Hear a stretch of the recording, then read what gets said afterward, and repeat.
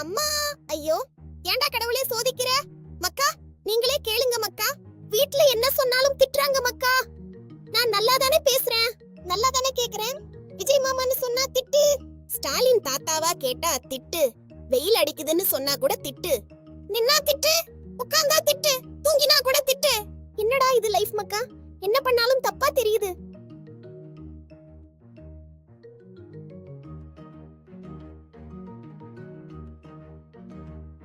School leave விட்டுட்டாங்க.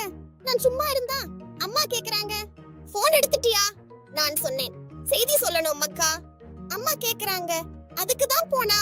அவங்களுக்கு என் வேலை புரியல மக்கா. நான் எவ்வளவு கஷ்டப்படுறேன்னு யாருக்கும் தெரியல. சும்மா இருந்தா கூட குற்றம். வீட்ல இருந்தா ஒரு நிமிஷம் கூட நிம்மதி இல்ல மக்கா. வேலை வாங்கிக்கிட்டே இருக்காங்க.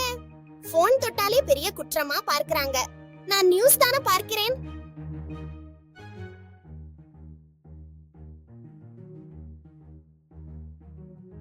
சரி மக்கா, இப்ப முக்கிய செய்தி எல்லாரும் காத்துட்டு இருக்காங்க. எலெக்ஷன் ரிசல்ட்டுக்காக நானும் வெயிட் பண்றேன் மக்கா. ஆனா அதை விட முக்கியம் என்ன தெரியுமா? என் வாழ்க்கையில ஒரு பெரிய மாற்றம். நான் ப்ரமோஷன் வாங்கிட்டு புதுசா ஸ்கூலுக்கு போறேன். ஆமா மக்கா, புது கிளாஸ், புது டீச்சர், எல்லாம் ரெடி. ஆனா ஒரு பெரிய சிக்கல் இருக்கு. ஆனா எனக்கு கவலை என்னன்னா, பேக் வாங்கணும், ஷூ வாங்கணும், ஸ்கூல் Dress வாங்கணும். இதுக்கு யாரு ஸ்பான்சர் மக்கா? நீங்களே சொல்லுங்க. கையில காசு இல்ல, ஆனா ஆசை மட்டும் அதிகமா இருக்கு. யாரு உதவி பண்ணுவீங்க? உங்களை வீட்டிலையும் இப்படிதானா?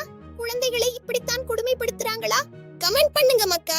லைக் அண்ட் சப்ஸ்கிரைப் மறக்காதீங்க. அடுத்த செய்தியில் சந்திப்போம்.